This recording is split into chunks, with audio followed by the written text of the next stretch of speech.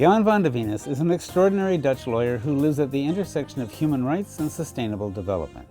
He runs his own law firm, Just Law, in Utrecht, but he's also the director of the legal desk at the Swiss water conservation group Waterlex. He's the co-founder of a public service organization called Stand Up for Your Rights and the president of Groud, which uses crowdfunding to support and protect environmental defenders around the world. And he's heading a drive to create a new position within governments called the Ombudsperson for Future Generations. Indeed, he's sometimes described as the Netherlands' own shadow ombudsperson for future generations. I think I should first explain a bit on why ombudsman, because I know I'm part of an international network of ombudsman commissioners, parliamentary commissions on future generations. Let's call it guardians for future generations. Why? Because the institution of ombudsman has a whole different meaning. For instance, I know in the United States and in Canada, but in Europe, an ombudsman is a complaint mechanism against governmental laws and regulations and acts that violates rights of people. In the Netherlands, we have an ombudsman for veterans, we have a children's ombudsman, and we have a general ombudsman who deals with complaints against the government. And the job of an ombudsman of future generations, which for instance Hungary also has, is to look beyond that spectrum. So to advise the government in new laws and regulations. So for instance, if the Dutch government would want to privatize water, then the ombudsman could, either requested or non-requested, give feedback on that and say, look, if you do this has this impact in 5 to 10 years, but it has this and this impact on future generations. Have you enough taken that into consideration?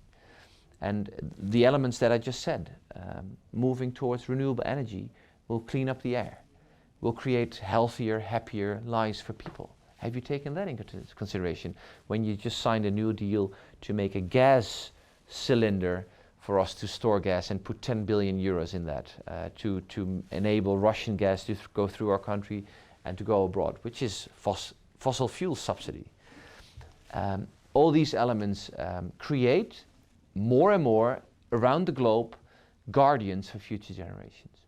There's one other element we haven't talked about, and that's Groud. Tell me about Groud and how that came about. I will, and Groud is a very exciting thing as well. What Groud does, it uses modern technology to enable people to stand up for their rights.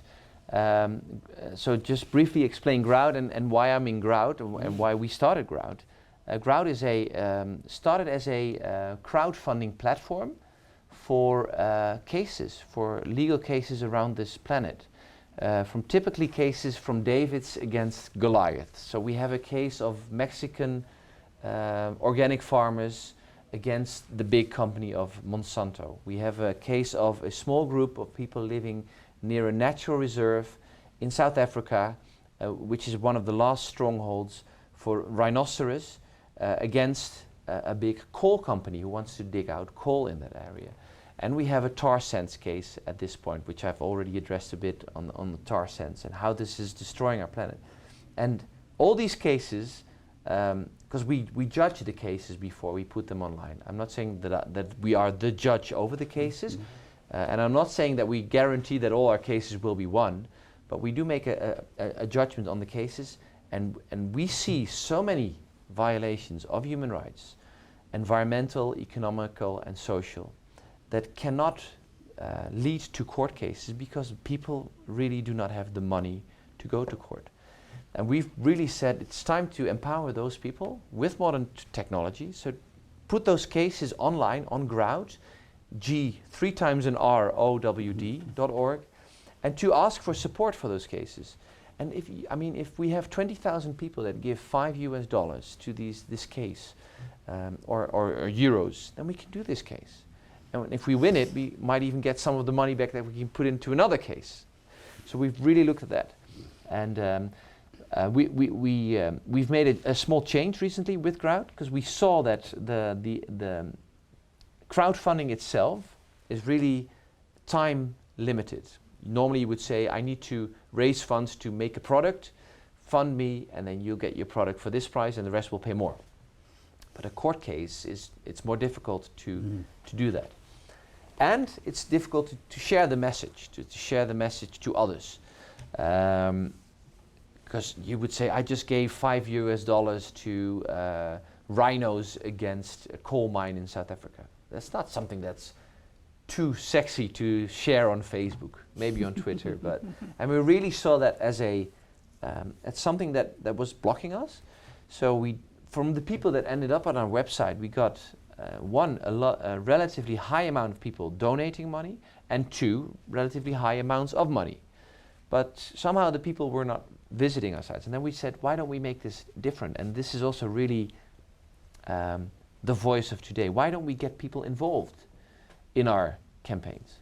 So yes, you can give money, but there's also an element of participating. But more and more, I think, with this new approach as well, of actually becoming a part of this campaign, you can do more for the campaign and be part of it than just giving money. Yeah. And sharing this positive story. Buy a t-shirt where your cartoon is on, or a mug, and actually be part of the solution.